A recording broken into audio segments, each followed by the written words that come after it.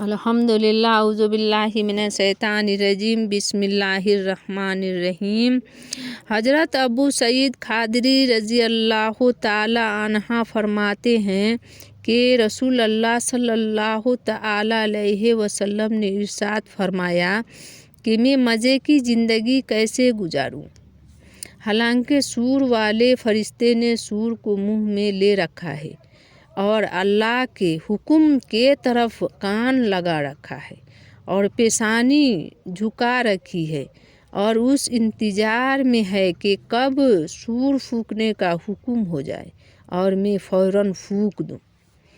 الحمدللہ، مطلب یہ ہے کہ سور فوراً پھونک دیا جائے گا اور معلوم نہیں کہ کب پھونک دیا جائے۔ لہذا اس دنیا فانی میں مزے کرنا ان بندوں کے لیے بے جا اور نامناسب ہے جو قیامت پر یقین رکھتے ہیں۔ یہ دنیا ایک دم فنا ہوگی اور سب کچھ درہم برہم ہو جائے گا۔ بندے کو چاہیے کہ ہر وقت اللہ کی طرف متوجہ رہے۔ یہ بات بہت ہی بے جا ہے کہ مزے اڑاتے ہوئے دنیا کو چھوڑ کر علم آخرت میں پہنچے۔ اللہ اکبر۔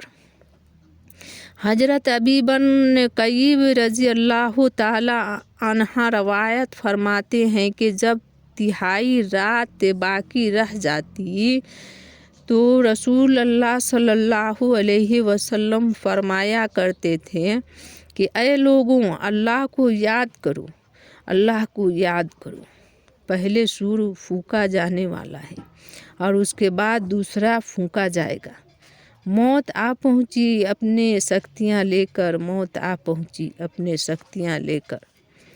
مطلب یہ ہے کہ تم کیوں پڑے سو رہے ہو؟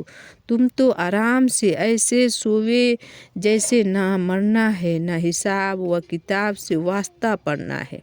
اٹھو اٹھو، اللہ کو یاد کرو، موت سر پر کھڑی ہے اور تم سو رہے ہو۔ حضرت ابو ذر رضی اللہ عنہ روایت فرماتے ہیں کہ رسول اللہ صلی اللہ علیہ وسلم نے ارشاد فرمایا کہ میں وہ منظر دیکھتا ہوں جو تم نہیں دیکھتے اور وہ حالات سنتا ہوں جو تم نہیں سنتے۔ میں سن رہا ہوں کہ آسمان اللہ کے ڈر سے چڑ چڑ بولتا ہے اور اس کو چاہیے بھی یہی کہ اس طرح بولے۔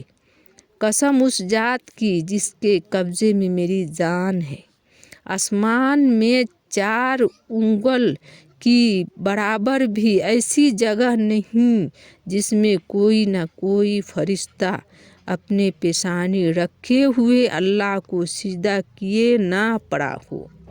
اللہ اکبر۔